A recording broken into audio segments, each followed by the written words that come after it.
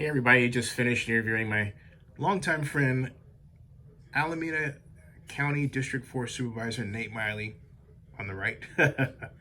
And here we talk about Howard Terminal in this segment of our 39-minute and 45-second interview. This is what he said.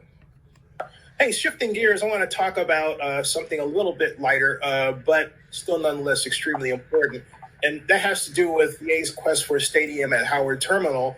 And a tweet that David Caval put out, which basically a lot of people read, including myself and Biff and Brody Brazil, that the A's were out of here. What do you think about how this whole thing has been handled to this point, both by the A's and the city of Oakland? Well,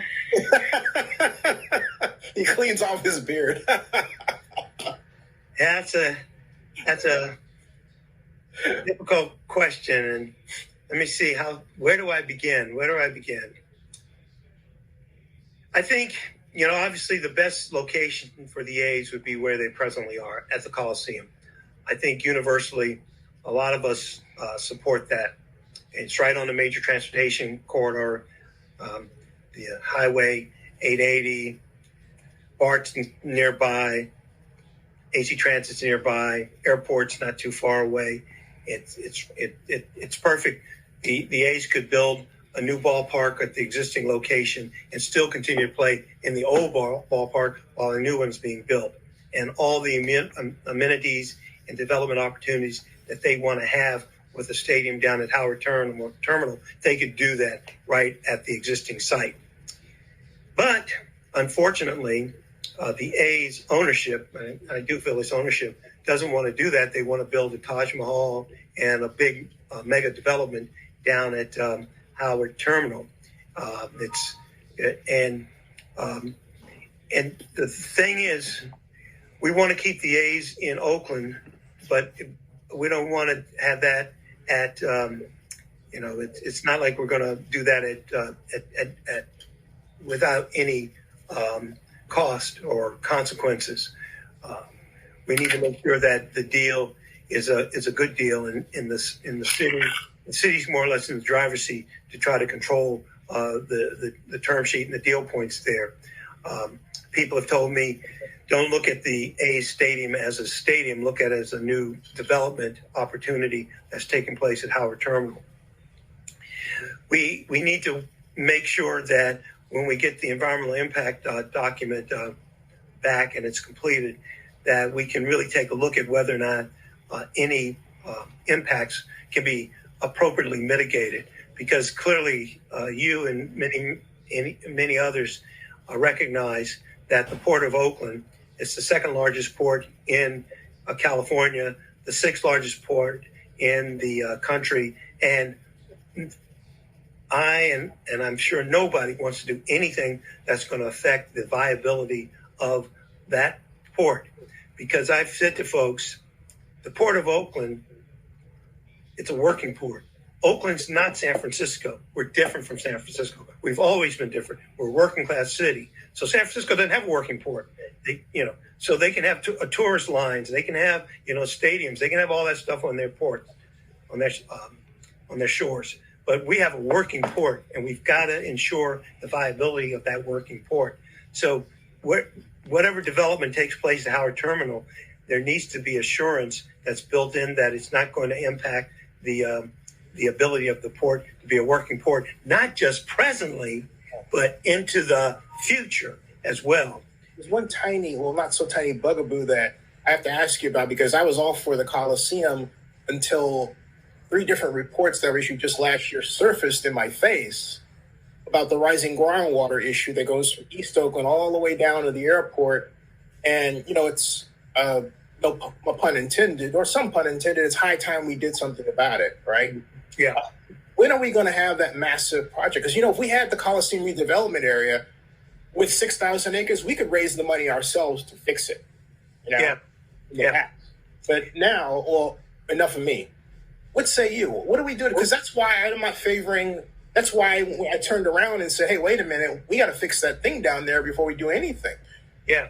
Well, the Biden administration because I think President Joe Biden's on the right track. Infrastructure. Yes. I mean, he mentioned how, I don't know how many thousands of bridges in the country need to be retrofitted or rebuilt. Infrastructure, that rising tide, sea level rise, down at the airport, down at the Coliseum, that whole industrial area, if that could be a part of an infrastructure effort, Yes. so infrastructure funding. Yes. So, Yes. I mean, there's so many jobs and so many infrastructure projects that need to be accomplished throughout this country that I would tie our efforts to something like that, some infrastructure relief coming through the Biden administration. It's sort of like with funding for highways and roadways. The Federal Highway Administration, the federal government provides funding locally so the regions can have shovel-ready projects and do projects. If this infrastructure funding comes through, hopefully we'll get that same type of mechanisms to provide funding for these big-ticket items that could be made shovel-ready. And then local jurisdictions would have to come up with, some additional matching fund to drive these projects. But I think that would be the key, as I would see it. Are you saying that because Libby hasn't done this? No one has said, "Hey, look, I've got a plan to fix this right now." We have one, but it hasn't been monetized. The Sea Rise plan that's on the city's website, but they haven't monetized it. Yeah. So we have to go. I mean, in 17 years, the thing will be under 72 inches of water, and it's no joke, right? So, Are you saying that you are spearheading a plan to push this forward? I'm not spearheading a plan just yet. Okay. But yeah, I tried to push you out there. Not yet. I'm not spearheading a plan just yet, but I'm just saying that would be a direction I would consider going in. I don't know if that falls under the county's jurisdiction anyway. That probably, once again, would be city that would have to spearhead something like that. And maybe the city's got a dozen infrastructure type of projects do they have a list of infrastructure projects? That's the first thing. Then if they do have a list, is this one on it? And then the next thing is, have they prioritized what the list of projects are? Because obviously, for the A Stadium down at Howard Terminal, they're talking infrastructure down there, about $1 billion of infrastructure or more. I think I saw an article where Libby, the mayor of Oakland, was talking about maybe with some of the infrastructure funding, if it comes through from the federal government, it gets approved, they're looking at maybe removing Freeway 980. It separates downtown from West Oakland, removing the freeway. That doesn't go far. I'll tell you, there's a plan that I saw in 2015, the underground 880 that goes by the Coliseum, right? Because the problem is that bad. But to answer your question, there are these, what's the term, piecemeal ideas. Right. But there's no plan sitting on the shelf with the numbers attached to it and any funding idea. I mean, I'll tell you this. If we had not killed redevelopment, because I worked on that, Coliseum, to this day, we could have bonded at least $2 billion for that alone from the Coliseum redevelopment area alone. Yeah. And we let Jerry kill it. Well, I don't know if we let him. There's a lot of people opposed it. Yeah, I know. I opposed it too. You but, did. I mean, those folks up in Sacramento. Those folks up in Sacramento. I often say they go up there and they drink the Kool-Aid and they lose their friggin' minds. But they supported it because obviously we didn't have to eliminate redevelopment. We could have surgically corrected the abuses with redevelopment, but not throw the baby out with the bathwater. Yeah, and we didn't use it. That's the thing. We used redevelopment the right way. I remember Henry was telling me about how we used it to remove crack houses in East Oakland. Because we got around the whole service thing, right? So we did a beautiful job. So I feel like we were skunked by the whole thing. Yeah, because there were jurisdictions that were using it for golf courses and other things. Yeah, that's why. I mean, Jerry. I don't know, Governor Brown, I think he was just more concerned about the big picture as opposed to falling back on his experience of having been mayor of Oakland and recognizing how, smaller jurisdictions were utilizing redevelopment appropriately, and something like that could have continued to be a lifesaver as opposed to just ending the entire thing.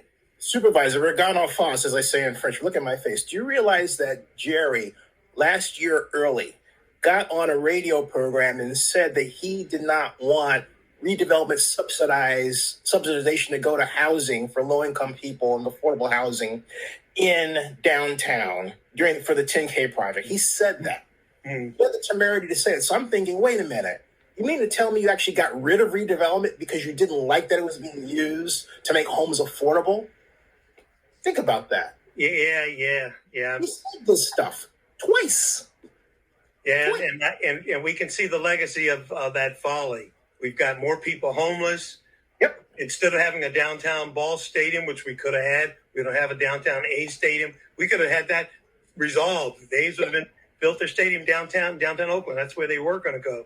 Robert Bob was pushing that. I mean, there are a number of things. He fired Robert for that. Remember that? Yeah.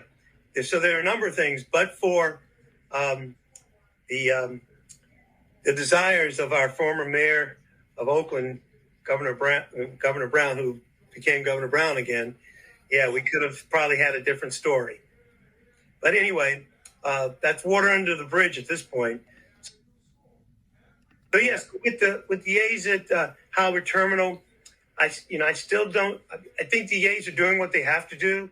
Quite frankly, we crafted a deal with them to extend their license out at the Coliseum. I was chairing the Joint Powers Authority at the time, so we're able to do that, put that together, and that improved the relationship with the A's. And I always felt the A's felt they had a good relationship with the county, much better than they did with the city. But at least that normalized relationships, I think, with all of us at that point in time. But the A's, in their decision and in their quest, the owners to want to go to Howard Terminal, they have just really thrown a monkey wrench into everything. And I, quite frankly, I don't have a lot of sympathy for the Fisher family, the ownership of the A's, because I haven't had a positive experience with these owners of these teams. It's sort of like they get to be billionaires and they just want what they want.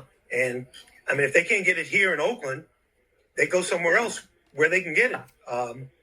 Like the Raiders went to Las Vegas. They could get $1 billion out of Las Vegas and the state of Nevada. The Warriors went across to, San Francisco to build their Taj Mahal over there, as opposed to just staying where they're making good money. Everything's working well, but no, they'd rather be in San Francisco and have their facility over there. So, and I think with these owners, the sports aspect of what they're doing is just a piece of the equation.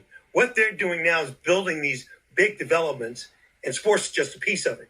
Right. They're going to reap a lot of money as a result of everything else that's associated with the development, be it commercial, be it entertainment, be it housing, whatever is associated with it. They're going to reap money in sports. Hey, we don't care if the team wins or lose. We're still going to make a lot of money. Sports is just one aspect of our whole operational plan to continue to reap in the type of monetary gains that we want to bring in. So I know we have to, that's the reality we're dealing with, and we have to do everything we can to see if we can negotiate a good deal. And the city will have to do that for Howard Terminal. But at the end of the day, if they can't, I know the A's are doing it. The A's, it's a business, and if the A's want to take it somewhere else, and they can get from the Las Vegas, which they probably can, and the state of Nevada, billions of dollars to build a stadium, maybe that's what they'll end up doing.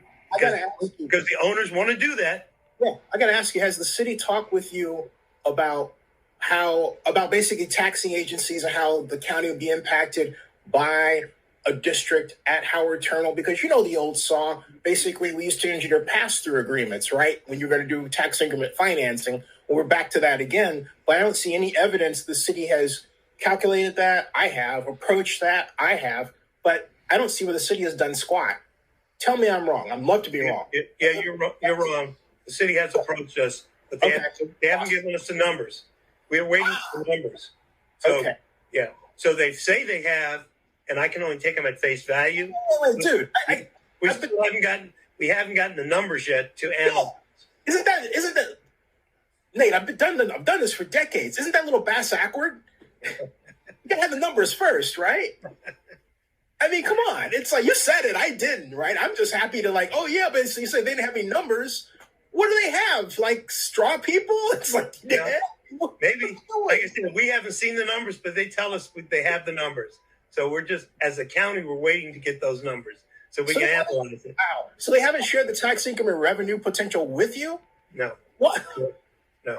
I'll send you my numbers. My numbers are better than theirs, especially if they ain't got none. I mean, oh, wow. I don't know whether to laugh or cry. I mean, what's happened to our collective institutional know-how? I don't mean to put you in trouble or anything. I just am like, this is stuff that when I started working for the city, I mean, there were gods. Henry Gardner was a god. You know what I'm saying? These are people that you didn't have to. I mean, they may have made some mistakes like Ezra, right? But even Ezra was smart and he knew what he went wrong and all that stuff. That's another story. But these were people who really you looked up to because you knew that 9 times out of 10 they had the answer. That's what bothers me, Nate. Mm-hmm. It makes me cry. It's like, well, enough of me. We're going to pull it together, man. Folks, help this man because he is fighting the good fight. He's one of the best public servants there is across the United States, bar none. Bar none.